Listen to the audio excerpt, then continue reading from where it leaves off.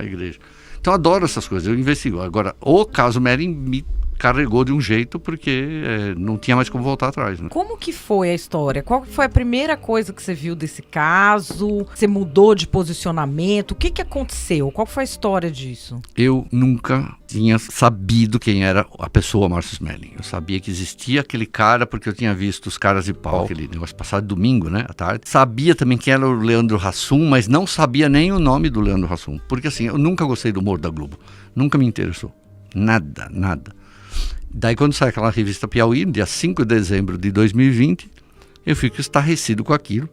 E como eu fiquei estarrecido com a história do Zé Maier também. Tanto que para os dois eu escrevi um texto meio parecido, né? Que é aquilo que eu não posso afirmar, mas, por exemplo, pode ser a topo da pirâmide só que tem na Globo de assédio, porque eu estou cobrindo 27 anos a Globo. E já ouvi falar de cada coisa, né? Diretor que leva a garota de programa para fazer figuração em novela, né? Cara que faz... Tem muito, sabe? Eu vou te contar a cena. Tem o mocinho, tá com o garçom do bar, que é o melhor amigo dele. E aí ele fala, então, seu Zé, eu não sei o que eu faço, ela me largou. Aí de repente aparece uma figurante aqui e fala assim, Zé, me dá uma coca. Pega a coca e vai embora. Algumas dessas eram, nas novelas desse cara, eram garotos de programa que ele tinha dormido com elas, em vez de pagar, levava lá.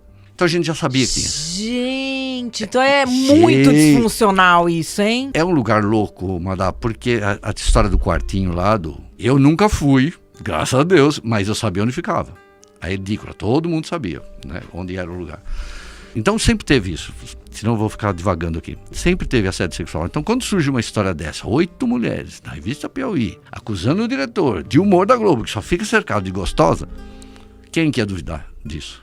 Foi muito bem feito a tramóia, você entende? Porque o que me assusta no caso Melling é que 4, 5 pessoas decidiram destruir o cara e não conseguiram atrair mais do que outras 3 para isso, né? 5, 6. Porque se você vê das 8 acusadoras, 3 nem sabiam que eram acusadoras. Eu antes achava que era 2, acho que são 3. A Suzy Pires não sabia que era acusadora. A Débora Lan não sabia que era acusadora e nem a Renata Ritt sabia que ela ia entrar como acusadora. Porque essa advogada, doutora Mayra Cota, fez um negócio tão errático, um negócio tão assustador para o que eu conheço, do pouco que eu conheço de justiça, que em vez de ela fazer uma ação penal e ir no Ministério Público, ela vai chamar a Mônica Bergamo. A primeira coisa que aparece desse caso é em outubro de 2020. Veja bem. Ah, foi antes da Piauí? Antes da Piauí. Ah, tá. A primeira nota quem dá é o Léo Dias em dezembro de 2019. Ele dá Melling está sendo investigado por assédio, mas ele não fala moral nem sexual, fica meio... Aí ela assumiu o caso lá para janeiro. Quem passa por Léo Dias é um tal do Rodrigo Branco, que é aquele tal... que é o Cicerone dos brasileiros. A Mayra Cota entra em 2020 e aí ela se junta, porque a Mayra Cota chega até esse grupo por causa da Manuela Miklos, que é a socióloga, né? Que vai, a filha do Paulo Miklos, que conhece a Verônica fala, ó, tem um cara aí que a gente vai destruir ele, só que elas não contam a verdade entre elas. Elas não sabiam que era esse mimicocó de todas com o Márcio Melling. E aí essa Mayra Cota entra e virou isso daí. Então quando sai a história eu acredito, faço 4 conteúdos, faço 2 vídeos, 2 textos, e que eu sou bem duro com o Márcio, né? Bastante, eu não chego a condenar ele, mas tô quase. É um absurdo, eu não tive nenhuma dúvida disso, sabe? Não é possível. E aí logo que eu faço isso, eu começo a receber informação, olha, não pode não ser isso que você está falando. E o que as pessoas esquecem é que quando sai a Piauí em 2020, o caso já tinha passado 2020, ela saiu em dezembro. De janeiro a dezembro, essas mulheres agiram dentro da Globo para destruir o Melling. Que elas começaram, aí eu descubro que elas tinham passado o trator contra outras mulheres. Que elas exigiam que outras funcionárias da Globo acusassem ele de assédio sexual. E elas falavam assim, comigo não aconteceu isso, não tenho nada disso. E você pode ver que elas nunca conseguiram sair do grupo delas. Elas tentaram centenas de pessoas, sabe? Elas tentaram pressionar Ellen Roche, acusar ele de assédio sexual, pressionaram um monte de gente, 2 redatoras, inclusive uma tá no UOL, gente de produção, gente de figurino, elas tentaram tudo, elas não conseguiram. Como é que elas não acharam uma figurante? Você imagina quantas milhares de figurantes gostosas, lindas, o Melling não trabalhou. Onde estão essas figurantes? Porque só um grupo restrito. E aí foi caindo minha ficha. Eu falei, puta, não acredito que eu tô vendo isso. Eu falei, não é possível que teve tanta maldade. Aí eu vou descobrindo Verônica Debon, que era a ex-namorada que tomou um pé na bunda. Eu descubro a história de Bárbara do Vivier, que foi amante dele por 7 anos e o marido flagra. E aí, pra dar uma desculpa pro marido, você não sabe dessa história. Não. Bárbara do Vivier, irmã do Gregório, foi amante do Mellin de 2011 a 2017. De 2011 a 2015 ele era casado, 2016 ele se separa e ela está casada. E eles continuaram se vendo. Emoções tórridas, mensagens tórridas, motéis, eram conhecidos como os cabelinhos na Globo, né? Porque ia chegar de cabelinho molhado depois do almoço, né? Que todo mundo fala, né? E aí ela ia na casa dele direto, e lá no Botafogo, não, Copacabana, e ela ia com o carro dela. Um dia quebra o carro dela e ela passa aí de Uber. Só que ela esquece que a notificação do Uber ia pro marido. Ah, não!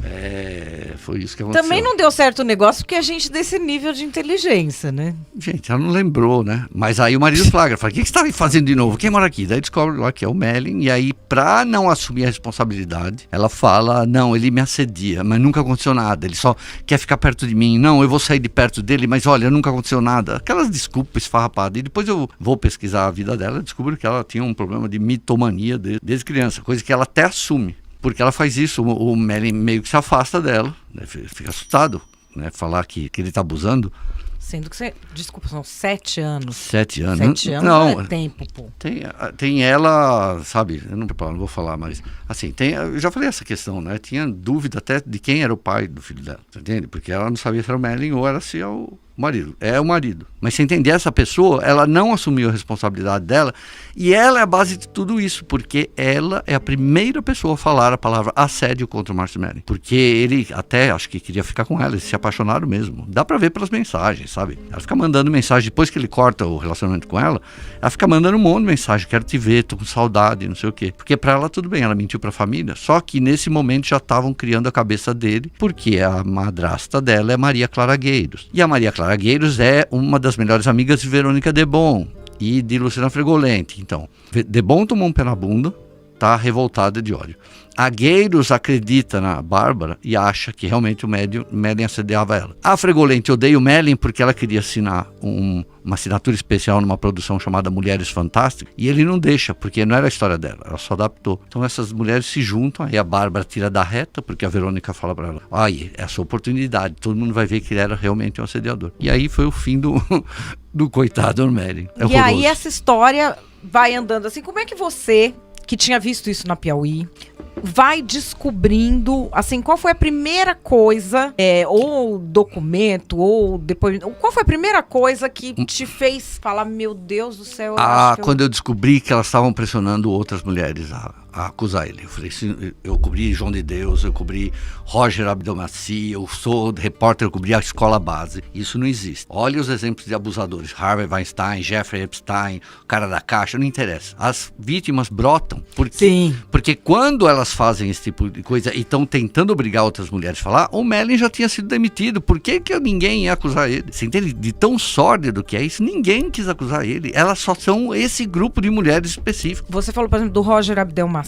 Eu conheço alguma das vítimas, inclusive que foram ameaçadas depois. Mas esse processo que você fala é muito claro, porque assim, é uma ou duas que pra ela deu e ela fala, dane-se, vou botar a boca no mundo. As outras saem. De repente começa a sair, o Weinstein de lá dos Estados Unidos, tem mulher até hoje aparecendo. E elas não se nenhuma. Conhecem, essa que é diferente. Aí verdade. Nesse momento eu já vi que tinha um problema ali, né? Eu já tinham me falado, olha, a coisa é pesada aqui. Daí quando eu começo a ouvir testemunhas e ver o que elas tinham feito, eu já vi que estava tudo errado. Aí eu descobri a história da Verônica Debon, que era a que tomou um pé na bunda. Eu tenho todas as mensagens, né? Depois eu te falo. Que mais? Daí descubro da Gueiros, descubro essa história da Bárbara do Vivier, até que em março, abril do ano passado, eu consegui finalmente os autos do processo. Eu fui pro Rio, e você sabe que no Rio dá pra conseguir coisas muito fáceis, né? Não muito fáceis, mas eu cobri polícia, né? No Rio também, conheço Polícia Federal. Então você... Eu tenho fonte, eu fui repórter de polícia, né? Aí eu consigo. Eu sei. Quando eu consigo, depois de tudo que eu já tinha visto, tanto que em junho eu publiquei as matérias contra o Mellin em dezembro de 2020. Em junho de 2021, 6 meses depois, eu faço um vídeo no UOL falando que eu estava arrependido de ter gravado aqueles vídeos e ter falado aquilo. Eu falei que eu jamais deveria ter feito isso e que eu me arrependia, porque eu já sabia que estava tudo errado. Sem ter muitas provas materiais. Eu ainda não tinha, materialidade. Eu tinha as histórias e testemunhas. E aí, quando eu pego os autos, eu vejo as trocas de mensagens de anos dessas mulheres com ele. Aquilo embrulhou meu estômago, porque você via um monte de interesseira sabe, dando cantada no cara, jogando charme. Uma delas pede pra ele trazer uma lingerie de Paris pra ela. Ela traz uma Victoria's Secret. E Victoria's Secret é americana, né? Não sei por que pediu pro cara em Paris. A outra falando... Pode falar o que quiser, querido. Pode. Essa Verônica Debon mandando no dia 10h46 da manhã, falando assim: e amor, você viu o que eu fiz? Eu amo me masturbar na sua cara, essa sua cara de vibrador. Ela manda pra ele porque eles transaram na noite anterior. E tudo isso normal, porque assim, estão namorando. Um manda mensagem sacana pro outro. De repente, depois de um ano, quando ela toma um pé na bunda, ela fala: não, eu estava sendo assediada, estava sendo abusada, estava gaslighting, não sei o que, sabe? Relacionamento abusivo, fui enganado, sabe? Daí quando você lê aquelas coisas, você fala, que nojo. E aí eu vou descobrindo outras coisas. Tem os áudios da Maria Clara Gueiros e Luciana Fregolente chamando o Merlin só de negrinho imprestável, negrinho insolente. Tá tudo aqui, se quiser depois incluir. Tem isso daí. Depois eu consigo também os vídeos dos depoimentos delas na Justiça Civil, porque quem começou o caso foi o Merlin. Foi ele que processou.